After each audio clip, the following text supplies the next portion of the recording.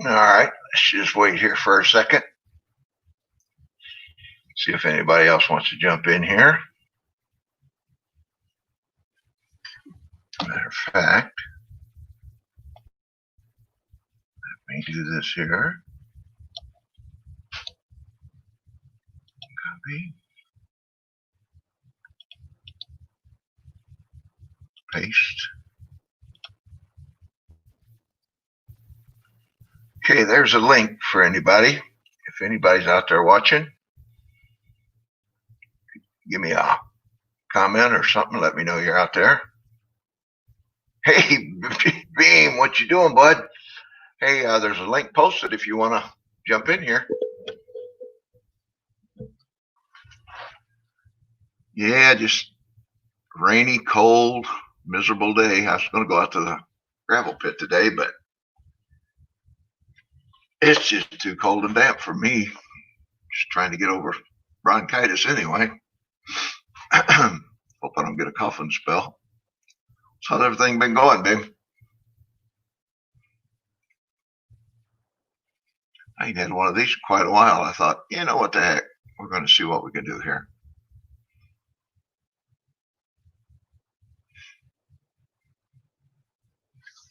Come out here to do some reloading, and I thought, man, you know what? I don't really need anything loaded up, but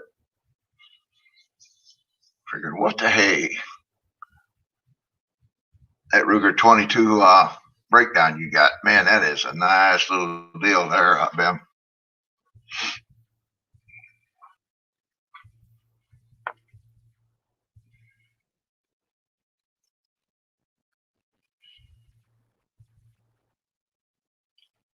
Okay, there you are.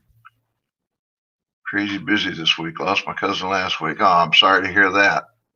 Was that who the picture was on Facebook there the other day?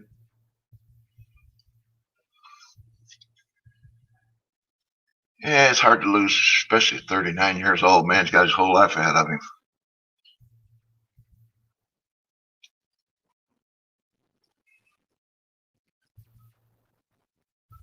Yeah. So I don't know. I don't know. Let's see if I've only got one, two. I've only got about 6 or 7 cousins left now, maybe 8.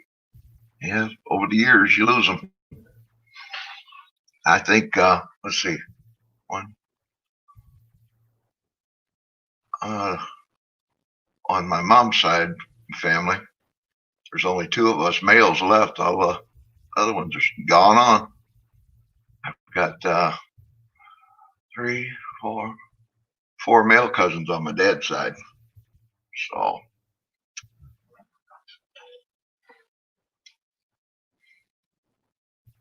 yeah, you just never know anymore, especially, between cancer and heart attacks and accidents.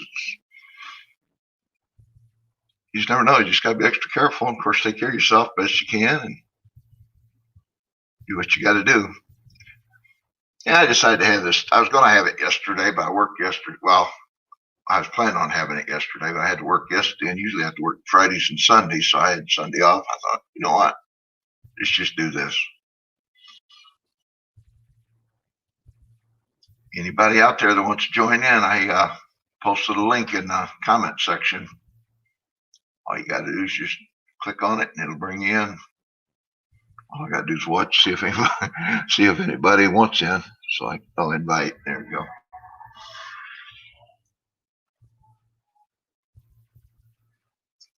Open TR, maybe see it and jump in here, but he's been doing a whole lot. He's been working nights. I know that. Matter of fact, let's see if we can't just send him a text.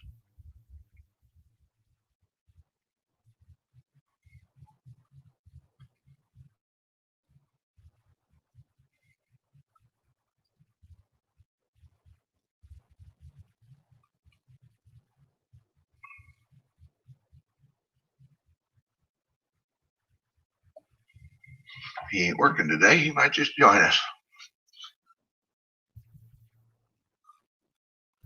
I hear you, Bam. Man, I'm just uh, I've been wanting to get out. I've probably been almost 2 weeks since I've been out there. Weather's just been so crappy, and once the snow flies, I don't know if I'll get out there or not. Yeah, broomstick. I'm the same way. I get it in the spring of the year, in the fall of the year. I didn't get it too bad this spring, so I thought, hey, maybe I'm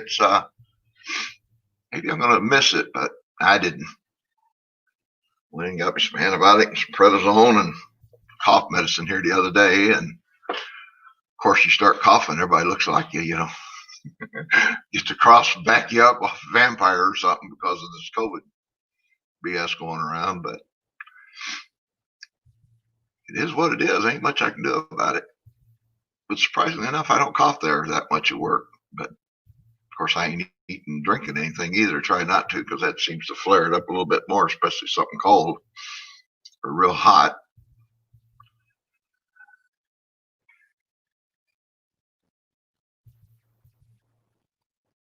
Yeah, the StreamYard. I'm not quite fully used to this thing anymore, or not used to it. Period. I'm used to YouTube. I don't know where all the goodies are at on here.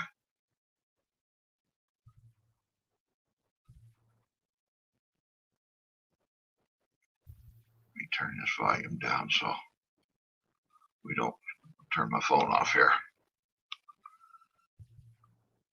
You guys don't want to hear "Hail to the Victors"? Not yet, anyway. Hopefully, it won't be too long.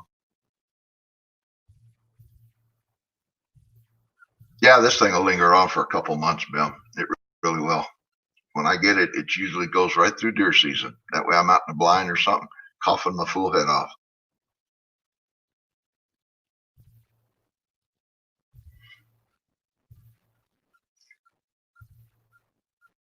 Yeah, primers are still few and far in between. I've just kind of conserving reloading. I mean, I've got probably 2,500 small pistol, and same thing in large pistol. Matter of fact, I picked up 1,000 of them here a couple weeks ago.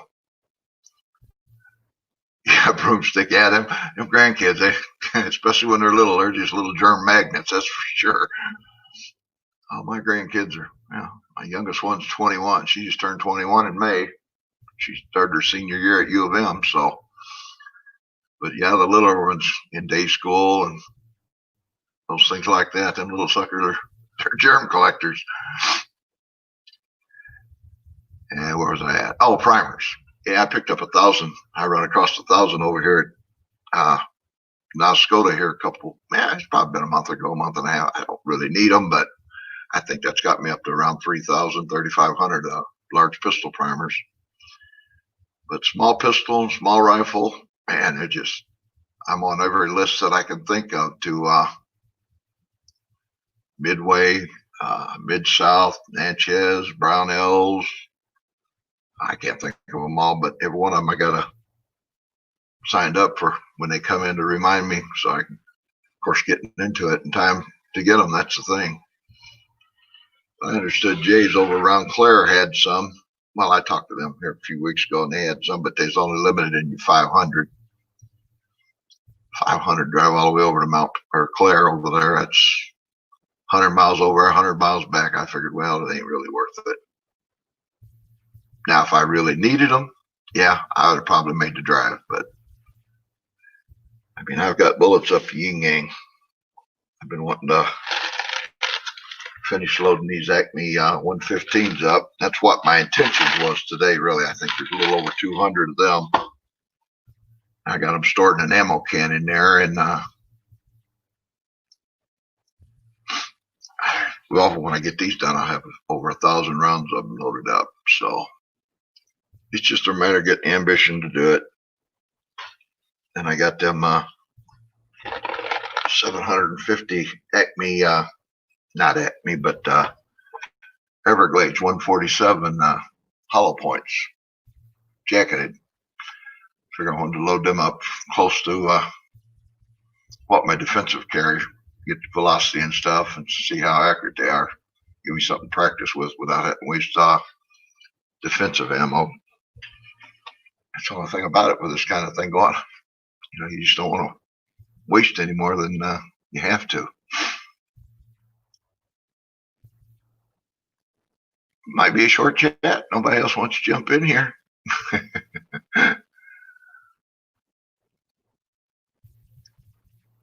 But Broomstick, I don't know if you heard, but there's a link in the chat there if you want to join. All you got to click on that.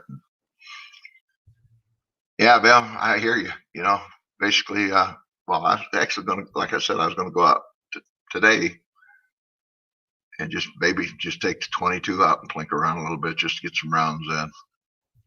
I know I got to take my 223 out. I put a scope on it for get it ready for deer season, but I don't have a whole lot of rounds to fiddle with that. I guess I could use factory stuff, not the ones I used last year hunting, because I don't want to waste too many of them to get it sighted in, get it close, and then tweak it in with them, I guess. Oh, yeah, our broomsticks, especially around here, man, they are, you can't find nothing. There's a little place, North Oscoda, a friend of mine, Lisa from Sutton's Days, she lives over in that area, and she mentioned a place up there. I don't want to mention the name because they might have some more. I don't want to let my little honey hole loose. And she told me of it, the hardware up there, and I went up there, and they had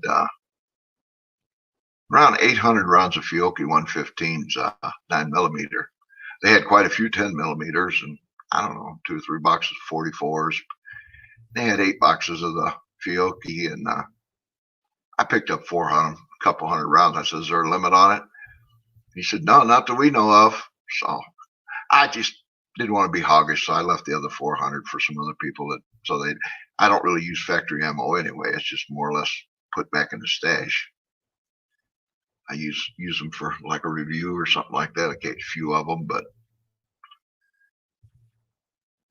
yeah, no matter where you go, bullets the same way, and the reloading components, period. Other than powder, I've been finding powder that you can get, but some of it's stuff I've never worked with. I mean, worst comes to worst, you can use it like that WSF. Oh, it's been a while since I've seen that, but I couldn't find none of my 231, HP 38, tight group, stuff like that. Auto comp, couldn't find that. So I ordered I was on Midway there. Well, that was the last order I got from Midway. I ordered a 4-pounder of the WSF, and at that time they had primers. Ordered 1,000 rounds of what was it, CCI 500s, I guess. And but right shortly after that, it just dried up on everything. I mean, like now you can still find some powder, but you know, like power pistol, I like that, and I can't find that. There's some other ones that I can't remember the name of all of them, but there's a few of them out there. But I'm pretty well set on powder and bullets right now. It's just primers. Here we go. Look at this guy here. Hold on. Primers. Here we go. Wait a minute. Let me get this guy here. How you doing, Bo? I'm good. I'm good. Well, good for you. Make America great again, huh? Yeah, my hair's all screwed up. I guess so, man. I ain't used to seeing that, man. Well, you gotta wear. I can't get a haircut, but you gotta wear a mask and all that stuff. And I'm like, I hear you. When silly season's over, let me know, and I'll go get a haircut. Buddy, I got a feeling it's going to be a long time before silly season's over with.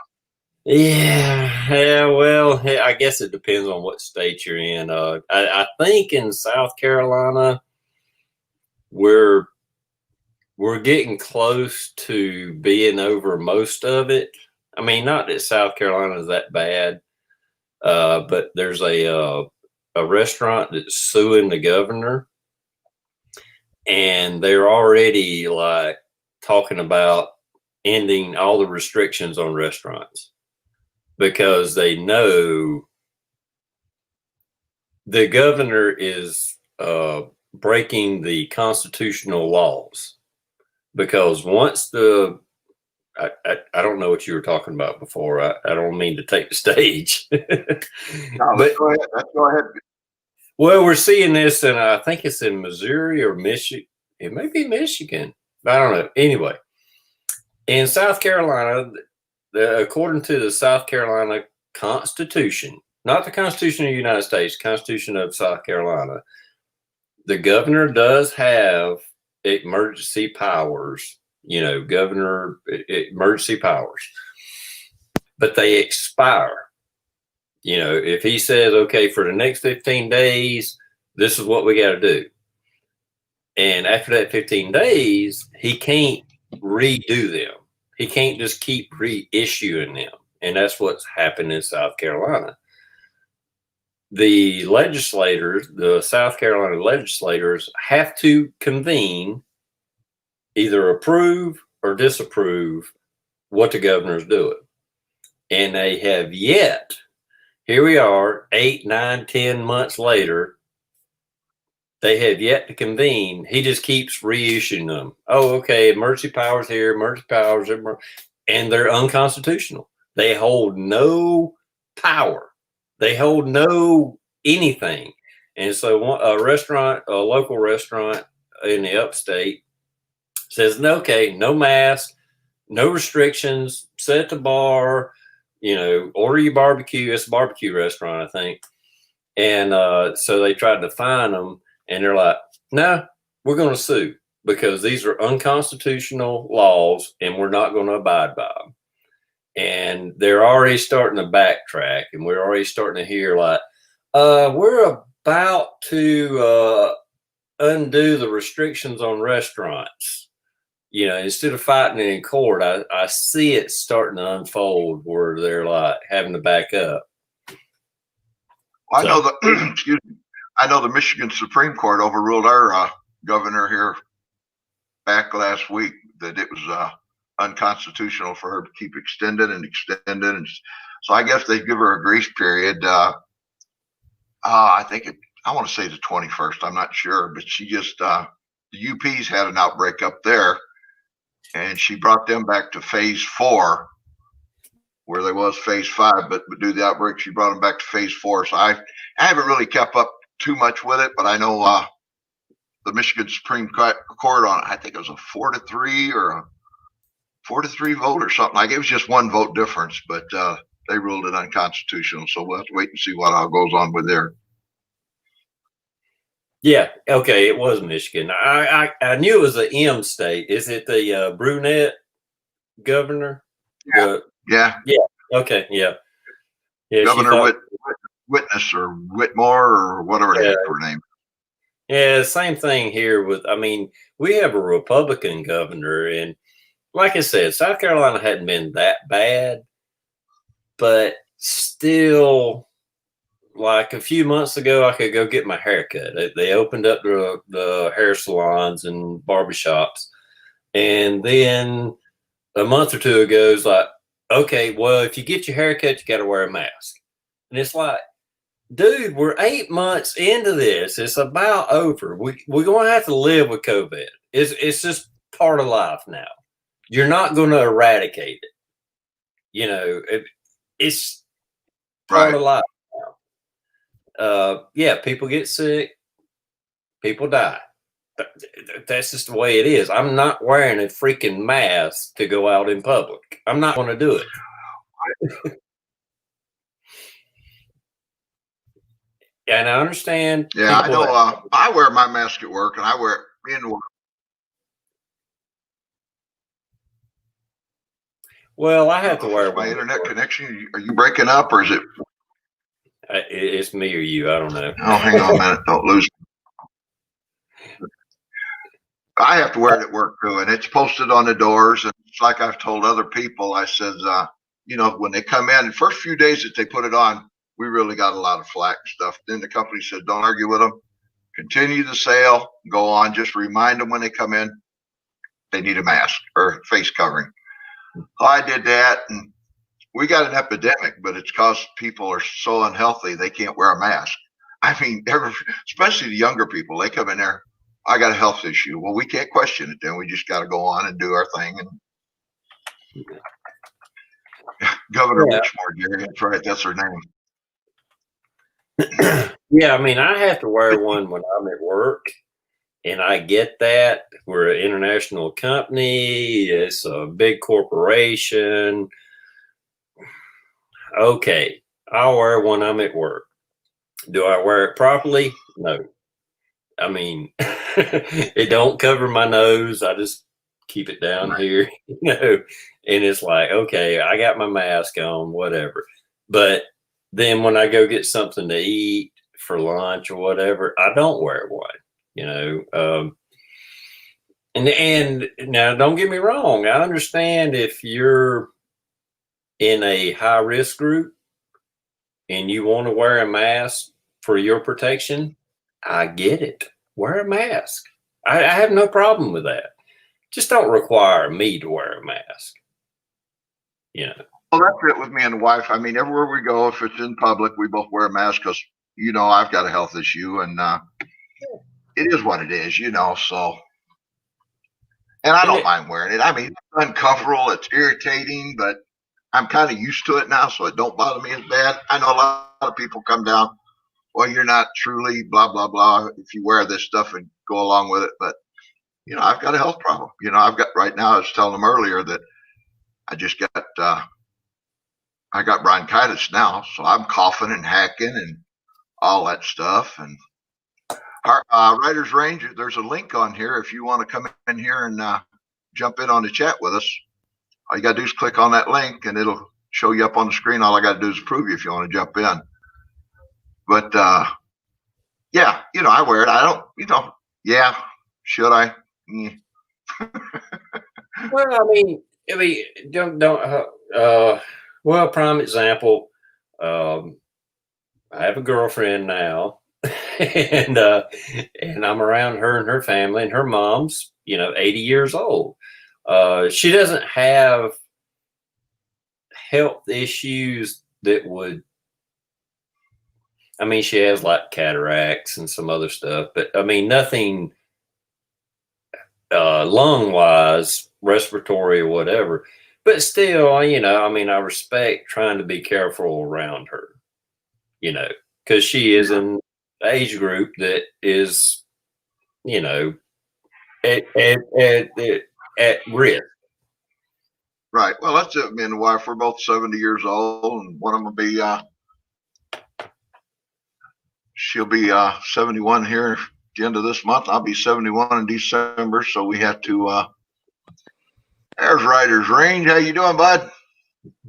Hey, good morning. Sounds like I got you beat by a couple of months. Anybody don't know Writer's Range? He's a fellow Michigander down around my old stomping grounds where we just moved from here last year. And him and Dan does quite a bit. If you ain't never watched Writer's Range, of course, I fully say go check him out because he's got a great way his setup is and everything. He's got some great 1911s. I just drool every time he drags one out. But yeah, Harley, we was just talking a little bit about this BS, and I haven't kept up with it that much. So if you want to put some input on this Michigan Supreme Court ruling, you might have more information than I do. Yeah, I'm going to take a minute here to dig it up. I guess I just kind of joined you spontaneously, so I didn't have anything prepped here. But let me find it. The Supreme Court, Michigan Supreme Court, ruled in a 4-3 vote this past Friday that the governor's executive orders after the original one back in, I guess it was April, are actually illegal. So she's got 21 days to appeal it. But right now, it's the Supreme Court has pretty much chopped her off at the knees. Yeah, same thing's going on in South Carolina. There's a court case starting here. Same thing. I don't know how all the states are, but evidently Michigan is similar to South Carolina. The governor can do an executive order, in case of hurricane, some kind of tragedy, but they're limited. They can't just reissue it over and over and over and become a king. That's the whole point. You're not a king. You can't just make law all by yourself. We'll give you a couple of weeks, but after that, all right, the legislator has to come in and they have to decide if we want to make a law, make a temporary law, whatever it is, but the governor is not king. Well, the Michigan legislature, a couple of months ago, maybe longer, actually voted to limit the powers. And surprisingly, maybe not surprisingly, our governor vetoed the legislations, effectively extending her own power all by herself. So according to the article in the, let's click on Detroit here, it says that apparently a 107-page opinion, and it's my understanding that it was a 4-3 ruling that just said that anything after the April order expired was not legal. They did also go on to say, though, that a number of the things from the Michigan Health Department mirror what the governor ordered, and those health department regulations are okay, but the governor's orders are not. So we'll see what happens in the next, 19 days now, and if she's going to appeal it. I know there's a 21-day mention there. Like I said, I haven't really read into it or anything. I just know the Supreme Court chopped her off at the knees. Yeah, that's I did read Stalker somewhere. Steve joined us. Yeah, I'm trying to find it here where it actually said the order goes into effect immediately, but she has 21 days to appeal the order. So there's some controversy as to whether or not you still have to follow her orders right now. It's I know I've talked to a number of local businessmen who are just I don't know if I can say it here or not. They're the number of people that come into the business who don't wear a mask. And you know, if somebody says they got a health problem, well, HIPAA says you can't question it. You can't get into their health issues. If they say it, you got to believe them. But then there's a bunch of Karens standing around who all get upset at the business owner for not kicking out the person not wearing the mask. You know, it's gotten beyond ridiculous here. Well, the bottom line. I know when back. Go ahead, TR. No, I was just going to say, the bottom line is the governor cannot make law on his own, period. I don't care what state you're in, you know, and what these states should do. I mean, I understand the scare at the beginning when nobody knew what, you know, if you catch it, you die. I mean, that was what we were sold. If you get it, you die, period. And now, okay, we're finding out more about it, and it's bad, but it's not that bad. I mean, even in my age group, you got like if you get it, you got like a 99.95% chance for surviving. You know, even at the worst, if you're over 70, 75, you got a 94% chance of not dying. So, yeah, okay, if you're a little older, you got a more chance, but more so if you got underlying conditions. So it's not as bad as they portray. And here we are almost a year into this. And it's like these businesses with these unconstitutional laws imposed on them, what really needs to happen is all the businesses just say, no, we're not going to do it. We're not following this anymore. And if enough of them do it, it's just like anything else.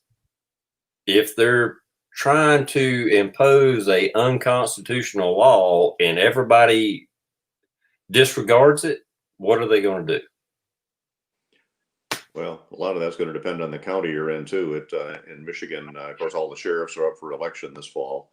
And if your county supports a more conservative approach, then the sheriff is going to say, hey, we don't have time or manpower to handle this. If your county is more on the governor's side, then I know several businesses around here where people have called the sheriff to come enforce the mask rule. And I spent 38 years in law enforcement, and the last thing I'd ever want to do is come and try to tell anybody they got to put a mask on.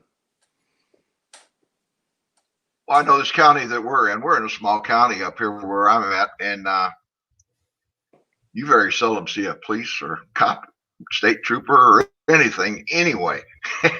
And let alone try to get them to come out. It's just don't happen too much up here. But I know back when it was raging, I think it was in May when I took a 30-day leave from work, and we had like 56 cases up here in our county at that time.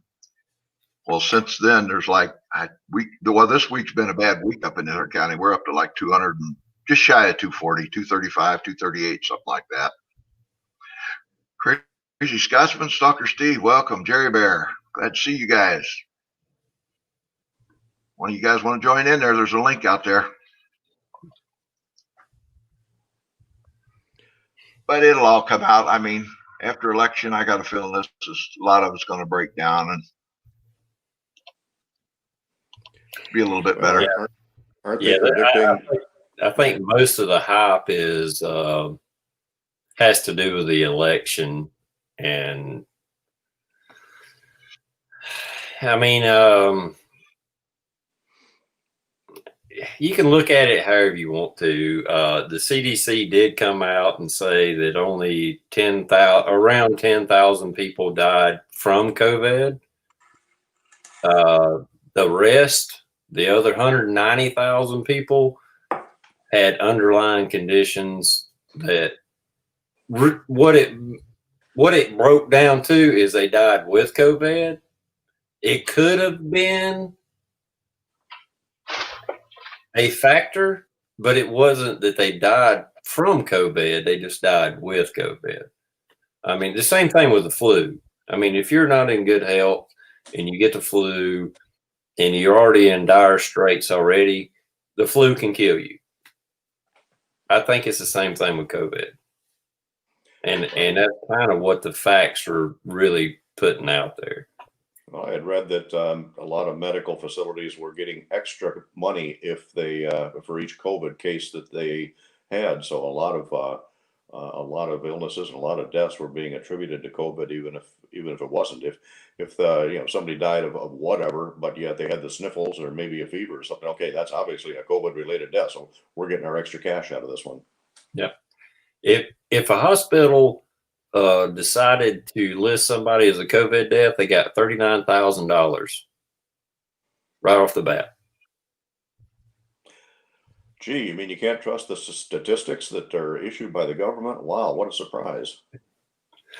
And I was arguing with somebody. Well, I shouldn't say arguing. I was just throwing out. I like to stir up the pot sometimes on social media, and I even posted a video at the very beginning. What was a scarf lady's name? I can't remember it offhand. Y'all know who I'm talking about? The lady at White House press conferences when they were doing, and she flat out said at the very beginning, we're going to count anybody with COVID that dies as a COVID death. I mean, she flat out said it. It doesn't matter if you died from a gunshot wound. If we think you had COVID, you're going to be listed as a COVID death. If you die in a car wreck, COVID death. He coughed 3 times before he passed out. So, yeah, COVID death. So, Trees, this is your party. What else is going on today? And it's just this is an impromptu chat. Wasn't really planned. I wanted to go out to the gravel pit today, do a little shooting, and it's cold and rainy. And like I said, with me with bronchitis, I thought, you know what, I'm just going to stay home. I come out here to do some reloading. And I thought, you know what, I ain't had a live chat in a while, and we just throw one together and see what everybody wants to do, what they want to talk about, whatever. Cameo, a pharmacy here in Oregon was fined $23,000 for the employee not wearing masks. Woo! Wow. Yeah, I'd like and we had a girl here. I'm sorry. Why? Go ahead. Yeah, I'd like to get out and do some shooting today too, but it's cold and drizzly down here. So, but I'm kind of getting behind. I've only got one video and 2 videos in the can now to put up. Well, I got all mine put up. That's one reason why I decided to do this chat and get a video up this week or 2 weeks, I guess it's been. I don't know. I don't put them up as much as I used to. It's just got to get Dan up here where I can shoot some of his guns videos. Yeah, I got a list of about 80 I want to get up, but I just don't have the time to do it. Of course, I'm running for re-election down here, and that takes time, but someday I'll retire and slow down. Maybe. Well, maybe the citizens will retire on November 3rd. Maybe I'll be retired after that. I don't know. Yeah, you might be fully retired, right? What's that position you're running for down there? Township supervisor. Yeah, that's what it was. I remember hearing something about. I think Dan mentioned it to me. Yeah, so it's after 28 years in local politics, if the citizens give me a bad evaluation, it's okay. I got a pension. That's what I tell them there at work. They was popping me a bunch of hours here, a couple weeks ago, because we just can't keep help up here for some reason. Young people, they work a few days, and well, we can't handle this, you know.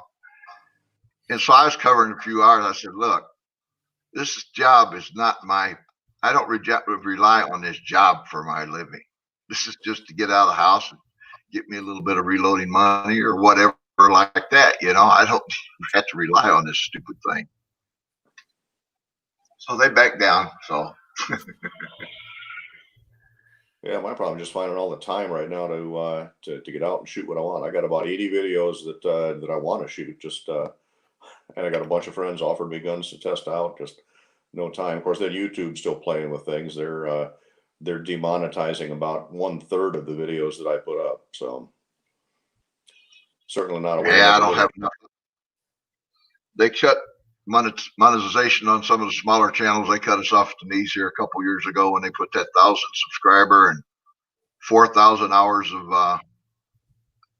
time. So they cut our legs right up from under us on that. So I think I've been at this for 9 years, and I think I'm right around 1,160 hours of view time. Yeah, I didn't have any problem getting to the 4,000 hours. In fact, I even waited quite a while after I got eligible before I finally put in for it. But I got a video that is scheduled to go up tonight. But as soon as I posted it last night unlisted, it's automatically not monetized, and so I submitted for review. And I mean, this gun, it's not even using a gun shooting real ammunition. It's using a laser training device in a controlled environment. But right now it's still showing demonetized. So go figure. Good thing I'm not in this for a living. Yeah. I mean, I'm still monetized, but I could make more money picking up beer cans on the side of the road than I could from YouTube. I put a couple of videos up a year ago on a friend of mine who makes jewelry, and he wanted to make the perfect silver bullet because he makes them into jewelry. And I made a long version. It was like 27 minutes long, and then I took excerpts of that, cut it down to a short version that was only like 7 minutes. The long version was monetized. The short version was limited monetization. And then 2 weeks ago, I got a strike because of the short version. Because they wouldn't tell me why. They just said it violated their policy, but they never did say how it violated their policy. So they took it down. As a precaution, I took the long version down, which was fully monetized, but that's a year after they said it was okay. I haven't figured out what's going on behind the scenes, other than a lot of anti-gun people who they're doing the alleged reviews, and oh my gosh, it's a gun, bad, bad, bad. Yeah.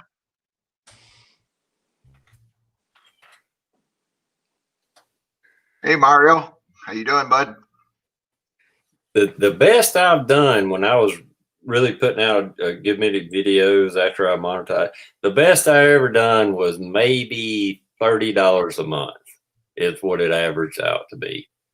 So it doesn't cover the ammo cost, that's for sure. No, I spent more money on camera. Only thing I could, justify after about a year is like, okay, well, I bought a new GoPro. It kind of paid for itself. So at best I broke even. And that was just from investing in a few cameras.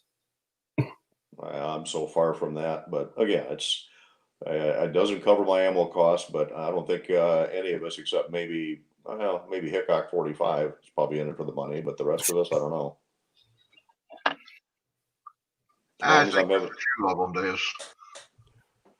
I need to get up to your neck of the woods one of these days, Trees, and head out to your gravel pit and do some long range stuff. I'm limited to 50 yards down here.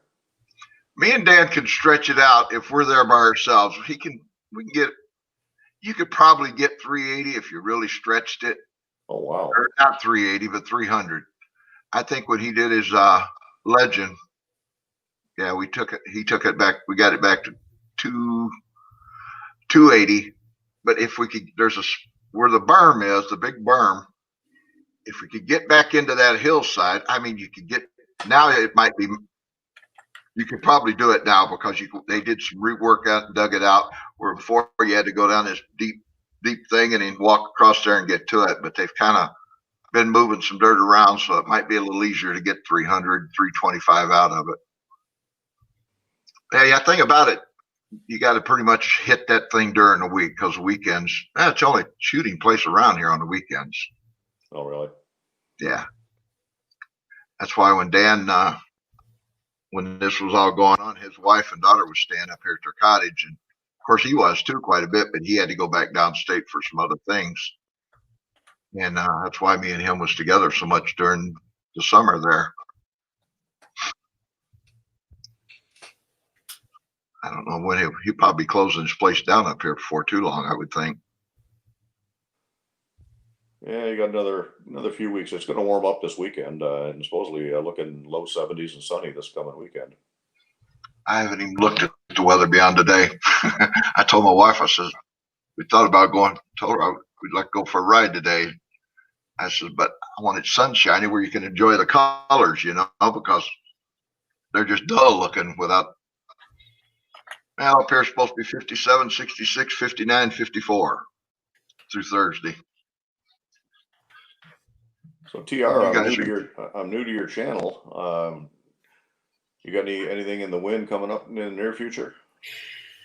Well, I've been doing this for over 10 years now. I'm just every once in a while I'll put out a video. I started out with prepping, kind of got into politics, got into shooting. I'm a little bit all over the place. I used to do a lot of chats. But I've kind of been in the dark here lately. I mean, I check out other people's videos. I watch their stuff. I hadn't been putting out many myself. Kind of get, I won't say tired of it, but maybe a little burnout. I don't know. Yeah, things are fun when they're a hobby. When they turn into a job, they become less fun. Yeah. I mean, and I have, career change. I have less time. But I mean, I'm just not active on YouTube like I used to be, but I'm still doing what I do. I still shoot, still reload, just all over the place.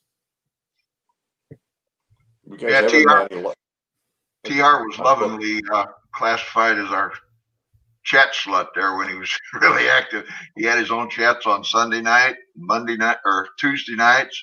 He was with me every other Thursday night, and then anybody had a chat, TR was usually in there. Yeah, I work second shift now, so the nightly chats just don't work out too much for me anymore. Second shift kind of it's not the best shift in the world to work, but it was a really good career move for me. So I mean, I can blame it a little bit on that, but I could probably do more if I wanted to. It's just, after a while, you kind of get burnt out. And you just sent me a text a while ago, and I was like, well, sure, send me a link. I'm not doing anything today. Well, that's kind of what I was figuring. I know you didn't know if you had to work tonight or not. I thought, well, it's early enough Sunday morning. I'll just send him a link. No, I'm off. That's why I'm drinking a beer. It's my day off. I'm going to drink a beer. It's 5 o'clock somewhere. Well, our stalker Steve in Redbird says, lady friend will change your YouTube habits. Redbird says, TR got a girlfriend, so that's why no videos. Well, that has a little bit to do with it, too. Yeah, girlfriend, career change. And you know, after a while, especially with a prepping and gun kind of channel, after a while, it's kind of like, well, I don't know what else to say. Run out of ideas. Yeah, I did get some. I mean, not just newsworthy, but as scarce as ammo is right now, I was just kind of doing a little searching around on the internet, and I came across some once fire brass at a decent price, or as far as I remember, is a decent price. $26 per 500 9mm once fired brass, free delivery. So I bought a couple thousand rounds of that, you know, empty brass, but I didn't really need it, but I was like, well, it's there. Let me buy it. Well, that's the way it is when you see something now. If you see something you think you want, it's like I was telling earlier. I was up at Oscoda and run into a local hardware up there, and they had 800 rounds of not 800 rounds, 8 boxes of Fiocchi 115s 9mm.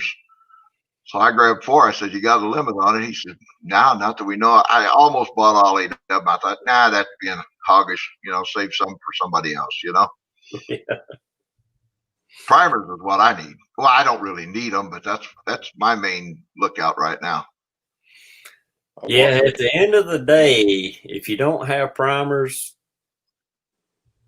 I mean, you can technically make black powder and make about any round work. You can figure out how to make a bullet, but if you don't have a primer, yeah, you don't have a bullet.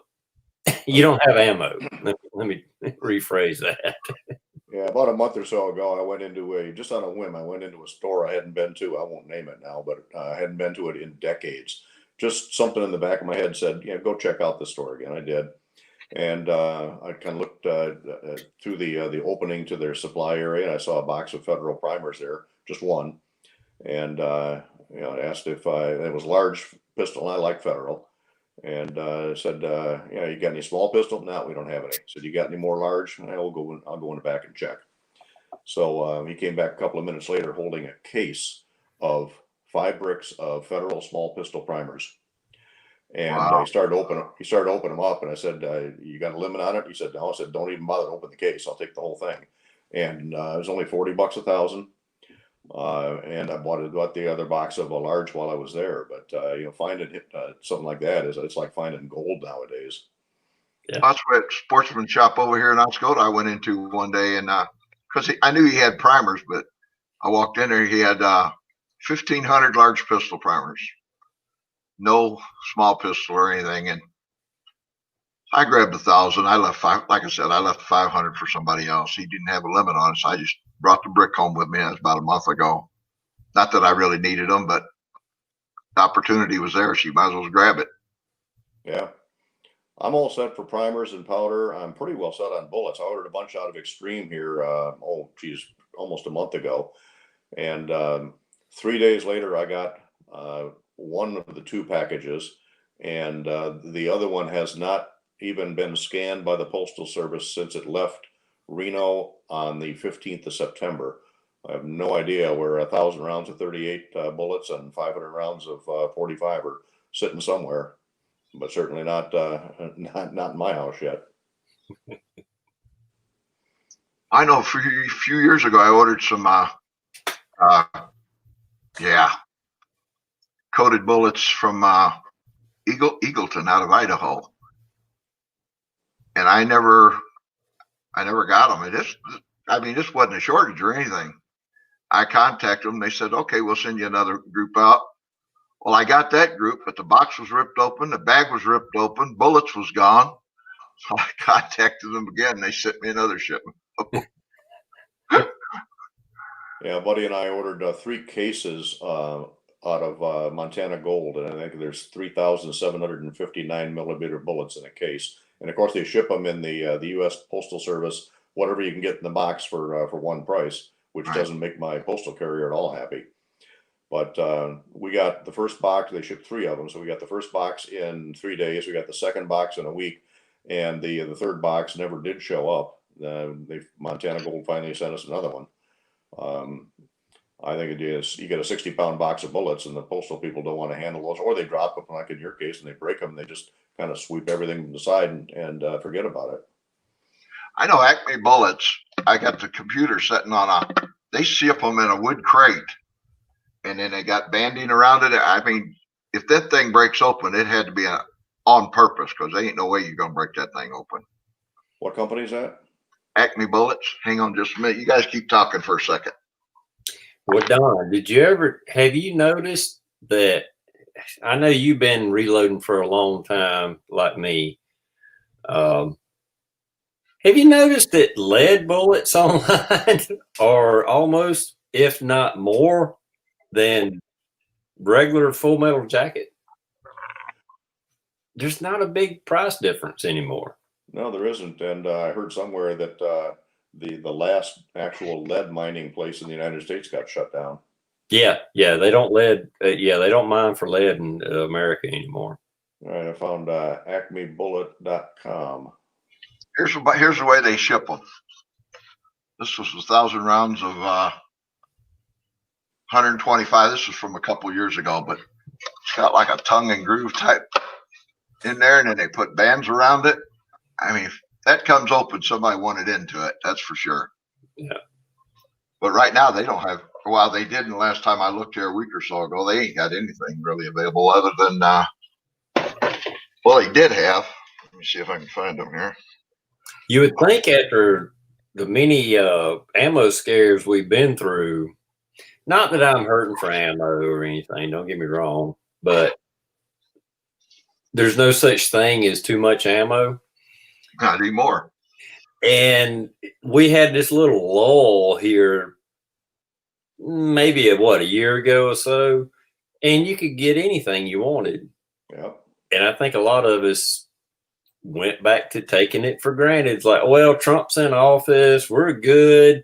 And then all the riots happened and the ammo went scarce again. And it was like, I'm sitting back thinking,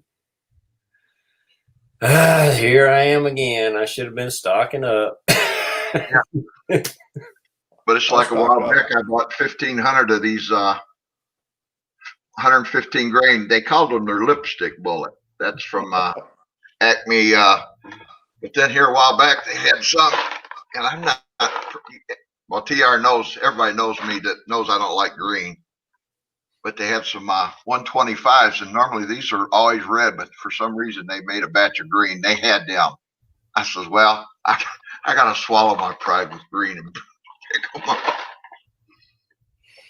Well, since Riders Range doesn't know me, getting into all the reloading and stuff, one of the things that kind of really boosted my channel years ago is one of the, I don't know, back in 2011, 2012, it might have been before that, I forget. We had a ammo scare for whatever reason. Obama got elected, whatever it was. And I was one of the ones that, I mean, I hate to brag, but I have to, because there was no videos on this, none. I casted a 223 bullet and made it work in a AR-15, because everything I searched said you could not do it. And I was like, I'm pretty sure I can make a 223 round with a lead bullet, uncoated, just lubed, and it'll work. Just back it off a little bit. And there was no reloading data on it. And so I kind of come up with my own recipes and stuff like that and made it work. And yeah, it was reduced. I was like 2,100 feet per second, 55 grain bullet. And that's one of the things that kind of boosted my channel where people started recognizing me, because this dumb redneck made this lead bullet work in an AR-15.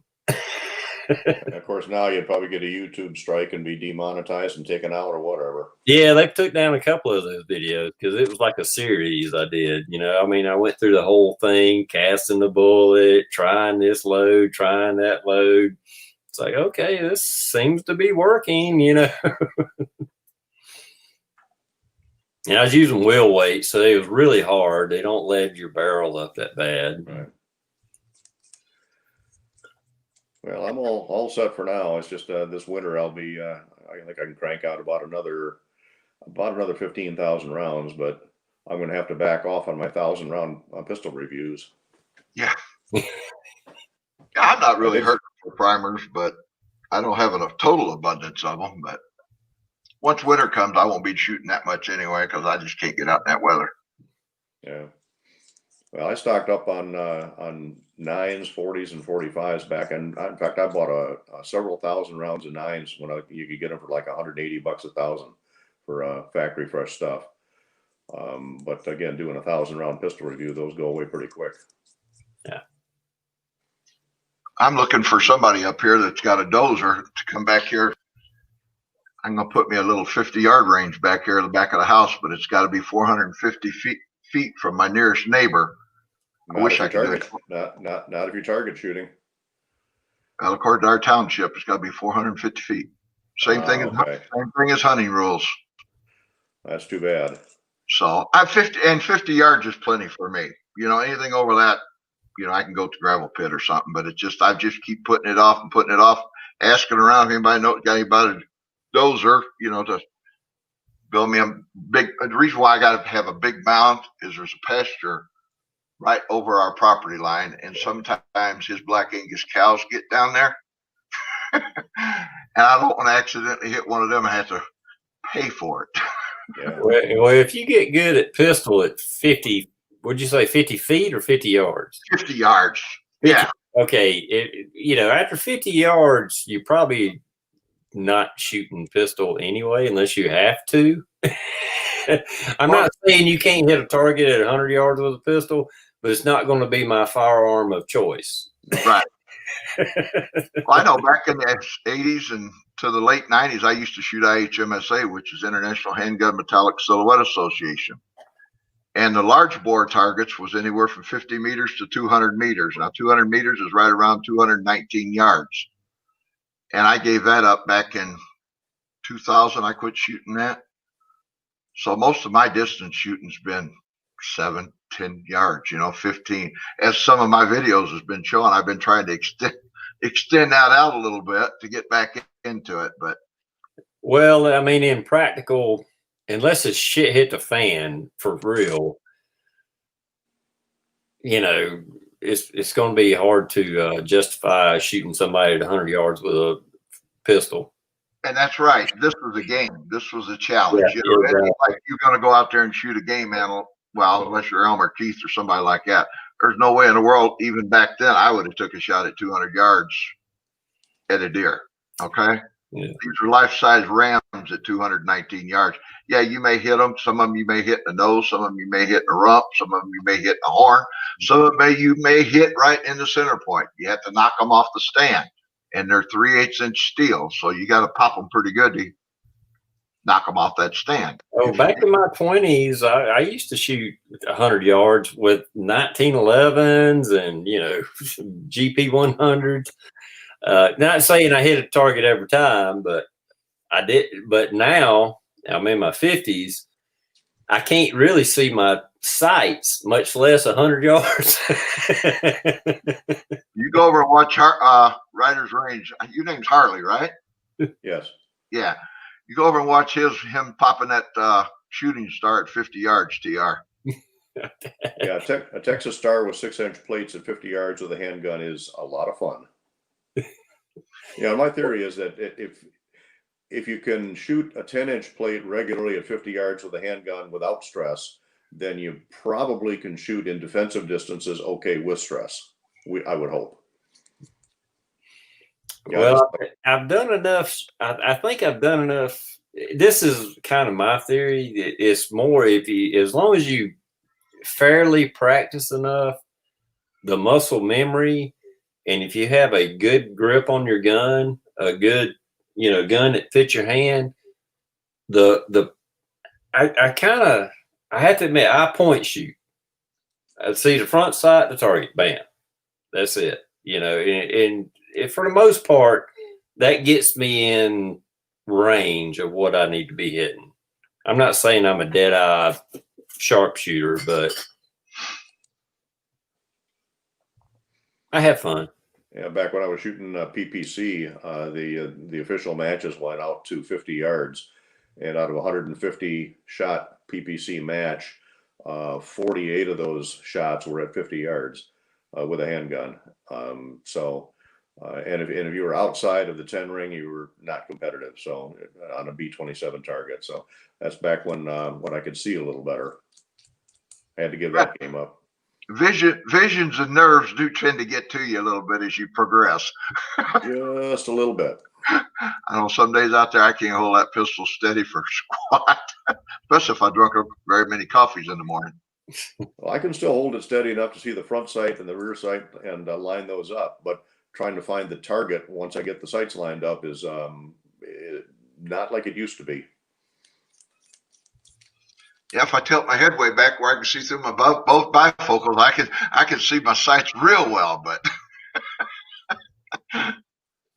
Then you need a target. Yeah, where's the target at? That's why I'm somewhere down there. I'm gravitating more to red dots, even for a carry gun. It's taken a little while to get used to it, but it's just finding the dot on a target's a whole lot easier than trying to line up a front and a rear sight and a target. When Dan was up here a month or two ago, I shot his Hellcat, the desert, was it Desert Brown? Whatever the brown one was, but he had a red dot on it. And I found out that these old eyes may be going to that more too. Yeah, I'm carrying red dot right now on my Staccato and also on the 365 XL, and I'm getting to like it. That Staccato is a beautiful gun. That is a sweet gun. It really is. My first one, it was actually too nice because the trigger was down to about 2.5 pounds, and that's too light for a carry gun. The second one that's got the optics cut on, it's a 3.5 pound, much more carryable, so to speak. But right. That's what I'm carrying right now, and I love it. Can't show it on here, but right. Most 1911s has got great triggers on them. I know my range officer, just a tad over 4 pounds, and I love it. If you don't watch what you're doing, it can go off before you want it to. That's why I don't carry that original Staccato, because it's way too light.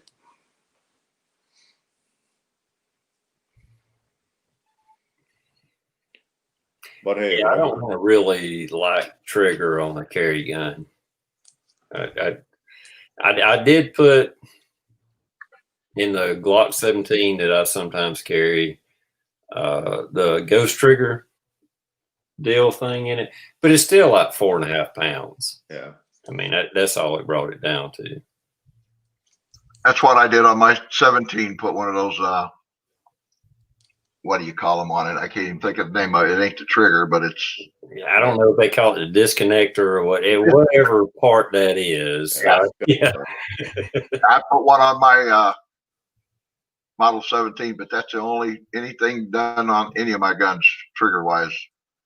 Yeah, every Glock I get, I got to change the sights and the trigger, and I've gone to the ghost connectors on every one, Apex maybe on a couple. Had to change the sights. Glock sights are the absolute pits. So I've changed all of those, and the 48, I put an Overwatch precision trigger in it with a ghost connector, and that works out real nice. Now a lot of guys are going to the Apex and stuff like that. To each his own. I mean, they're great, I guess. I've never shot one with an Apex in it, but I just figure if I have to use it, you get some weird DA. Okay, you did this to this to this to it. Whether they will or whether they won't, and the factory triggers, most of them fine anyway. Yeah, I've seen a lot of discussions back and forth on modified guns for self-defense, and I guess my position is if I ever have to use it and they start to challenge me on it, I'll say I needed to make it easier to shoot so I can be more accurate, so I'm less likely to hurt somebody else with it. That's exactly what. Well, I won't mention his name, but I was a range officer for him here a few years ago. out at our gun club. And I mean, he's one of the top-notch instructors and professional witnesses and all that stuff. If anybody needs a professional witness, he's the guy for shooting. And he basically said the same thing. He said, you know, you're just trying to make the gun better, more accurate, you know, to keep you from really like that one cop down in Kentucky shooting through somebody else's walls. Yeah. Well, when I got that Apex disconnector or whatever it was, the ghost trigger thing, they got a little disclaimer on it. I don't know if you read it or not, but anyway, it says the only case where somebody had a custom trigger and got kind of charged with it, the guy actually said he accidentally shot it. Yeah. You know, well, if you accidentally shoot a gun and hit somebody, well, you may get charged. But if you intentionally mean to pull the trigger, it doesn't matter if it's 1 pound or 10 pounds. If you intentionally mean to pull it and you're doing it in self-defense, there's no way they can say, well, he had a trick gun. And it's like, no, I meant to pull the trigger, you know. Yeah. Well, then the argument comes up, gee, should you carry an expensive gun? Gee, if it gets confiscated, it's going to be tossed in property. You're going to lose it. You know, like, why carry a Wilson or a Nighthawk? Well, if you shoot better with a Wilson or a Nighthawk, isn't it more important to have the best tool with you rather than worry about the cost of it? Yeah, even a really expensive gun. I carried a HKP7 for a little while, and I did find out it's worth a little bit more than I want to lose in that case. But at the same time, even if it's worth $2,000, is my life worth $2,000? Yeah. Yeah, I'm pretty sure it is. You want to carry the best, the tool that you can use the best. Or follow, what is it, active self-protection, follow his, the rules of stupid. Don't go to stupid places at stupid times with stupid people and do stupid things. And chances are you won't ever have to use your tool. Yeah, once I think I know we've had in the chats I've been in, I think that's the number one thing. Just don't put yourself in a bad situation. And once I know different states are different, but like, you know, I went through the trouble to get a concealed weapon permit and I carry a gun now.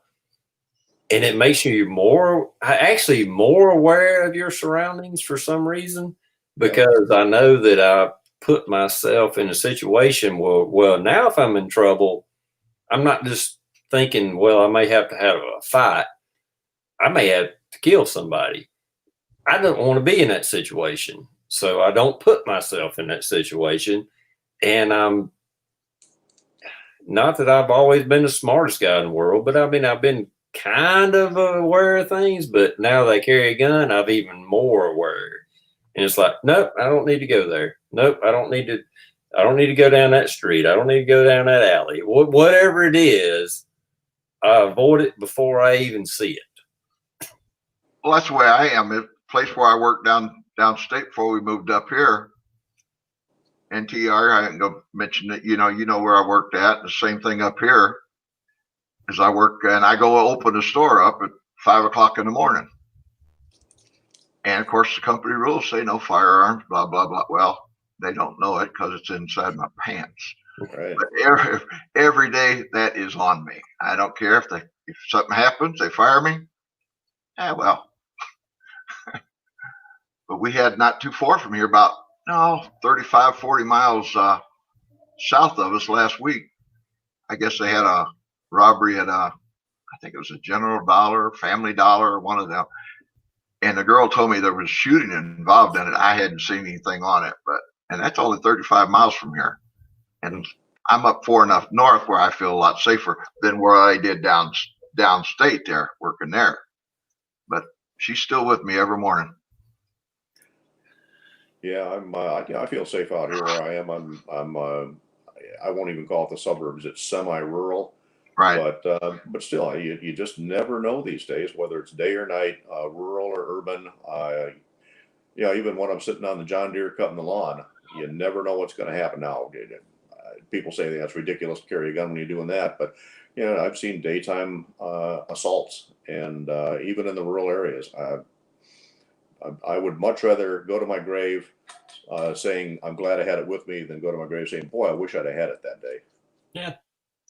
Well, I know it's a high profile case, but look at Rand Paul, which, I mean, I know he's a high profile guy, but what was he doing? He was like cutting his grass or weed eating, and he got like a broken rib and had to have part of his lung removed because like I said, I know it's political, but there again, he was in his own yard cutting his grass and got attacked.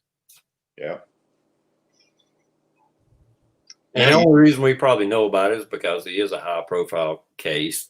But that don't mean, hey, I'm like you guys, that when I'm out in my yard, in my house, I mean, right now I don't have a gun on me, but I have several near me.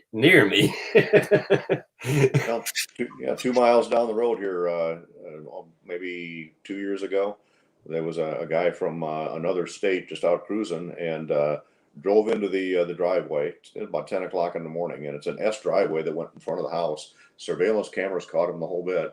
Got out of his car, wandered around, wandered into the open garage, took something, put it back in his car.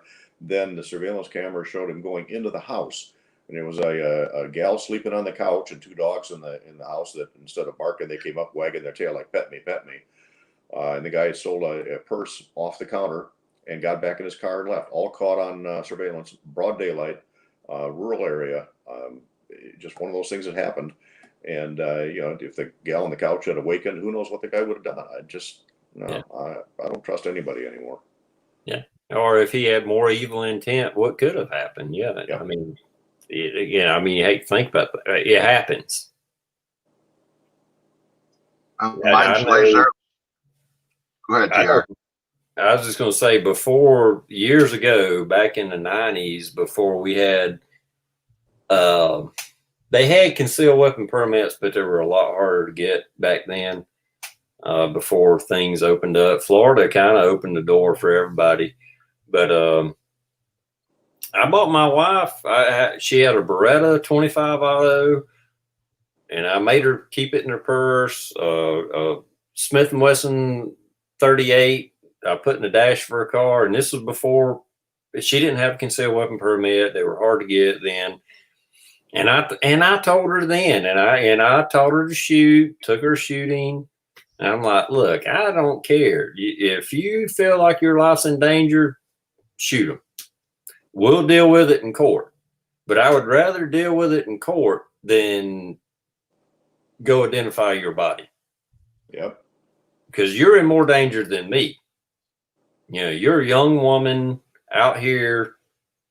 You have more danger for you than I do, and I carry a gun in my car. It was legal to carry one in your car; it just wasn't, concealed weapon as far as her having in the purse. But I was like, I don't give a damn. If you got to shoot somebody and we got to go to court, so be it. We'll deal with that. That's just the way I've always felt. Your personal safety is more important than the law, in my opinion. Yeah, and then that goes along with that is to get good defense insurance, whether it's USCCA or Law Shield or whatever some of those are. That's a handy thing to have nowadays too. Yeah.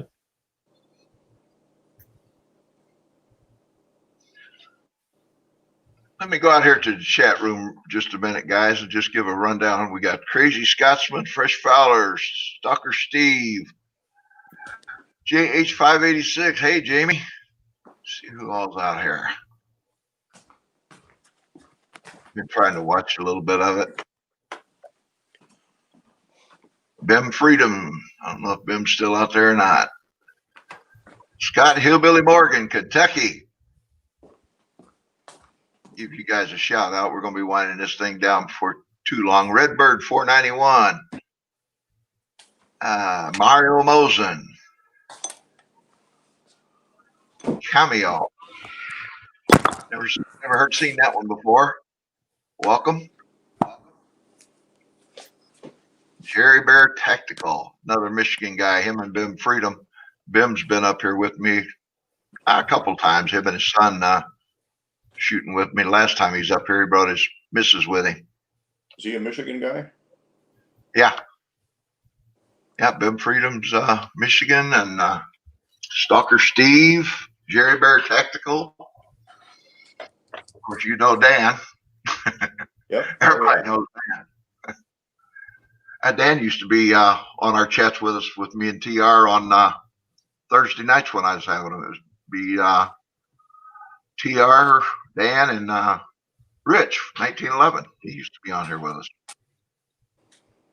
I'll put a link to Harley's and TR's when this is all on YouTube. I'll put links to their channel, you guys. And if you hadn't ever heard of them or checked their channels out, check them out.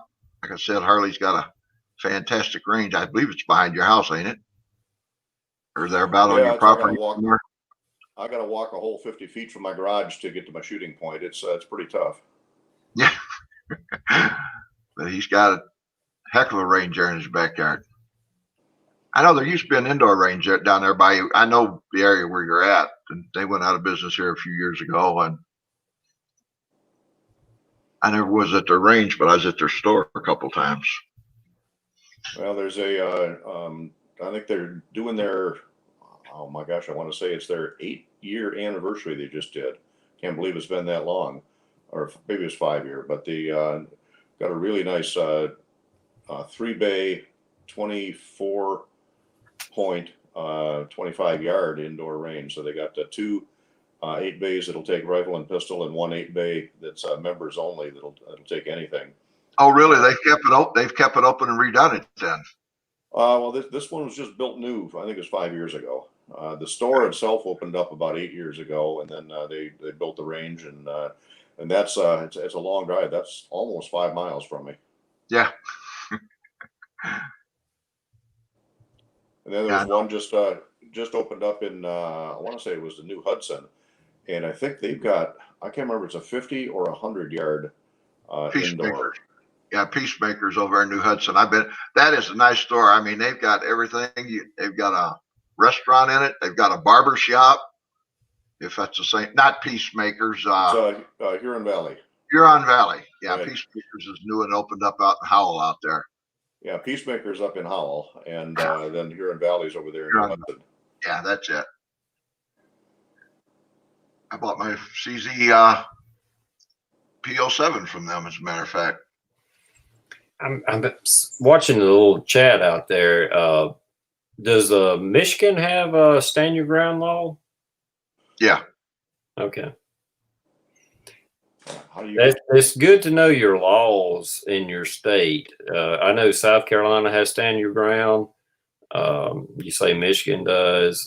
I know a lot of states don't. But if you really understand the law, stand your ground. It doesn't matter if you're on the sidewalk, in a public. You don't have to be on your property.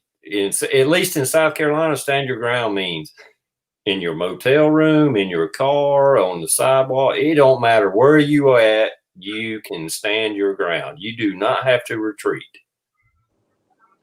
At my age and handicapped and everything, even if they didn't have it, I'm standing my ground. Well, yeah, I totally understand. I mean, don't get me wrong. I'm in pretty good shape for a 52-year-old, but I'm not running from you. I can't outrun a bullet. I can't outrun a knife. If somebody's, young guy's coming at me with a knife, I'm not going to outrun him. I mean, no, I'm going to stand my ground. But it's good to know your laws. And I will say that's one of the things that was good. I know a lot of people kind of argue that, the Constitution gives you the right to keep and bear arms and conceal carry, open carry. And I get that. I do. I really do. I understand it. But I will say one thing about going through the concealed weapon permit class in South Carolina is it taught me the law. It taught me what rights I do have. And that was one of the things. I have no duty to retreat. Doesn't matter where I'm at. You can stand your ground. You can fight or you can flee, but you don't have any. There's no law saying you have to flee. In some states, you have to flee, and you have no right to stand your ground. So no laws in your state. But in the end, I mean, it's better to be judged by 12 than carried by 6. So I'll just say that. I don't see how to get to chat on my iPad here. I mean, there's like a chat window at the bottom, but that blocks out the whole screen. Yeah, you have to kind of, well, I don't know how it is on the pad, but I like open up 2 windows and then split them and kind of merge them together. Had to go like trees blowing YouTube channel, pull that up, kind of crop it down. If I ever do this again, I have to get down to the cave and use the computer. This was just spontaneous. I was doing my search this morning, came across trees and saw that he had a little blue dot there, and that means that you got a fresh video. So I see you live. Hey, why not get into the chat? And thanks for the invite. Hey, you guys are all, always welcome. Anybody's welcome to join my chats. The same rules apply, and TR knows what they are. So, I just try to keep everything, the F-bombs off of it, GDs, and that's basically it. Other than that, it's pretty much a wide open chat, I think I've been a pretty good boy today. You've been a blame good boy. I mean, sometimes you get in the heat of a debate or talk or something, and words fly, and I understand, and they don't offend me. I know they don't. And it's just when you said that, I was like, "Ooh, did I say anything?" Not that I'm paying that much attention to that anyway, but that's 2 things that I just 2 words I try to keep off my channel if I can. Well, I spent the day with my girlfriend and her family, so I kind of put my good boy mentality on, and I guess it's still playing on because I hadn't cussed on your video. That's right, Sucker Steve. I've always said the same thing. I got a lot more days behind me than I got ahead of me. So, I mean, if there's a doorway there I can duck into, understand I might duck into it. But as far as running, you see me running, you can rest assured somebody set my butt on fire. And I ain't going to run very fast then. A grizzly or a black bear behind me. No problem with somebody slower than me. Hey, honey, stay here while I go up here. Yeah, if I'm running, I might trip you on the way by. Let me get up here to this tree so I can protect us. Yeah.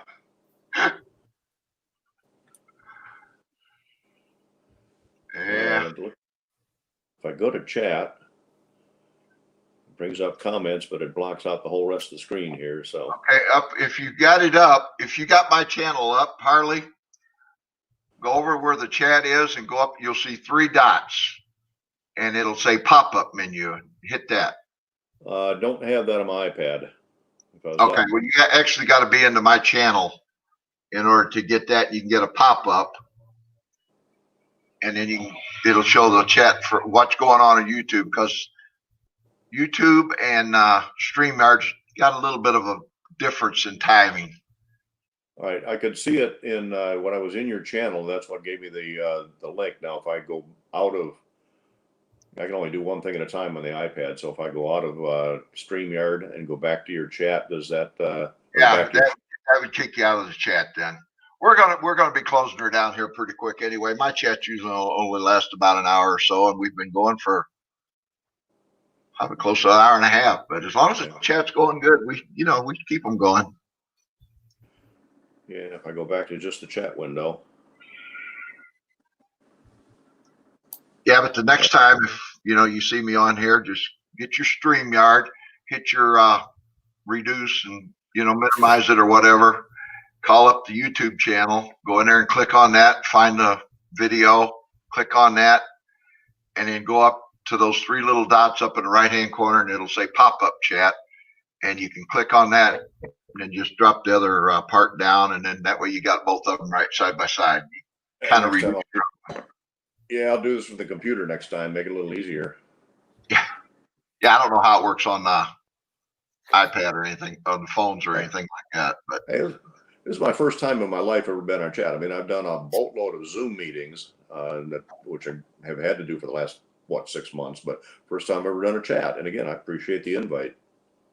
I had to redo my computer here a week or so ago. I was having a bunch of trouble on it, so I went into, I forget what it was, and they just pretty much wiped out a whole lot of junk and everything, passwords and all that stuff, and upped everything. So I got into Stream Chatter, or I don't even what the heck the name of this thing is. StreamYard. I got into that. Of course, it asked for my password.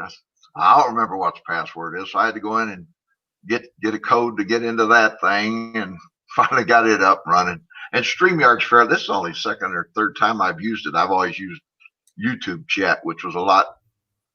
You could do a little bit more with it. I mean, I could pay a subscription fee for this thing, but I don't do enough chats to warrant paying for it. So I just take what they got. Yeah, it's a shame that YouTube did away with the. I mean, you can do a live chat by yourself, but you can't have guests, and Right. it kind of screwed everything up. All right. This is good. I mean, it works. Don't get me wrong. It was just easier when we could do the YouTube thing. All right. I brought you up on my phone, but yeah, there is a delay between the two. Yeah.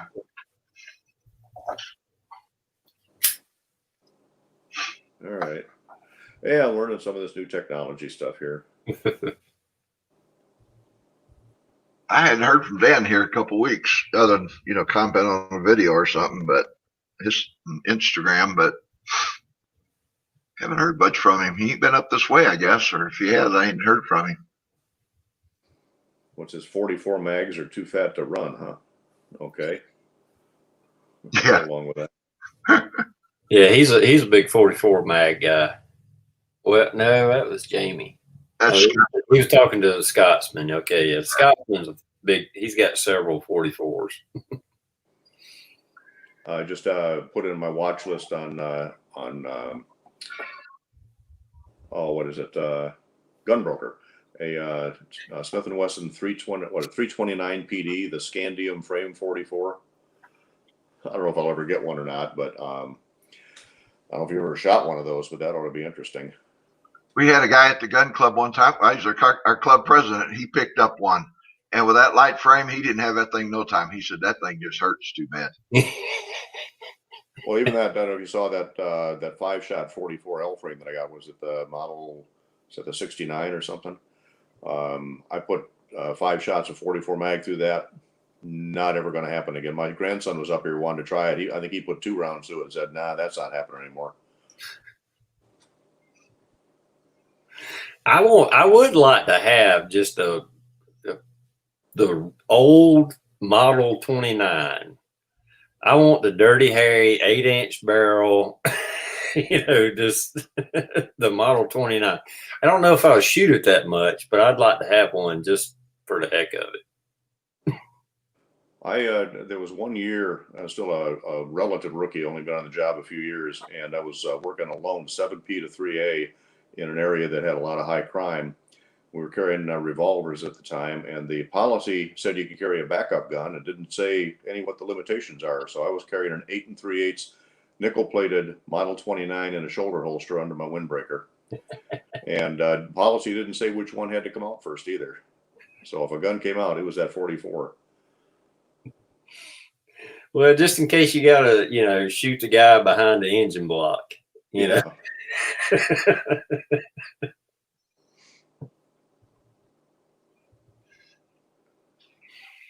Now, don't get me wrong. I've got a Ruger Blackhawk and a couple of Vaqueros, but and I hand loaded them beyond 44 Magnum specs. But I have literally bruised the palm of my hand. I mean, literally had a bruise. I didn't even know you could bruise the palm of your hand. And it's like, yeah, that was pretty hot. Soaked that was a little bit too much. Those are for younger folks. I was working as a range safety officer down here at the local range show a few years ago, and a guy was shooting with one of those 500 Smith short barrel, whatever the heck it was, and couple times he came over, hey, you want to try it? And finally, okay, I'll try it. One shot. My hand hurt for a week after that. I'm getting too old for that stuff.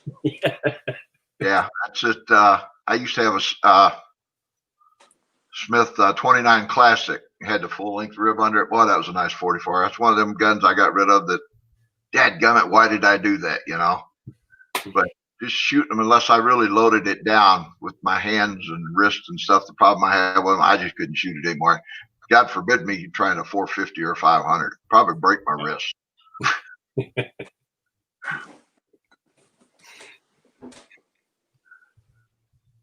And like I said, guys, at the end of this, I'll take it in the house and get out of this cold garage, and I'll put the link to Writer's Range and, of course, TR. Most of you guys that's out there knows TR, and I'll put it down there anyway.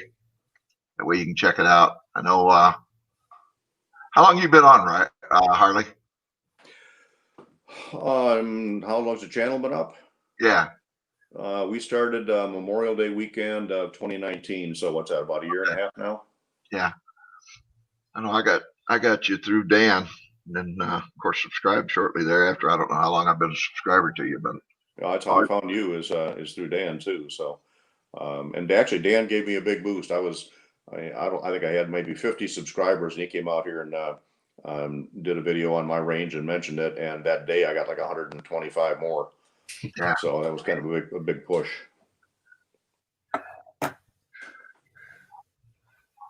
Well, guys, we've been on this thing for over an hour and a half, so we're going to close this thing down. I'm getting cold sitting out here in this garage. I'll be stiff you could play dueling banjos on my butt. Yeah, I got the heat on down here in South Carolina. Good to meet you, TR.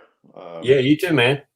And same with some of those that are popping up in the chat here now too. So cool. And again, Trees, thank you. Thanks so much. It's an honor to be invited to this. Hey, anytime you see my chat up, you're more than welcome. And I may do more of these. Usually my work days are Fridays and Sundays, so that's the only reason why it's on Sunday this week. But I've been thinking about it here for a couple of weeks, having one, and I just keep putting it off. So if you ever see it on there, you're more than welcome to come on. With that, I'm going to say goodbye to everybody, and thank you all out the side chat. It's been quite active out there. I appreciate it. And we're going to close this thing down, and we will talk at you next time. Don't forget to register and vote.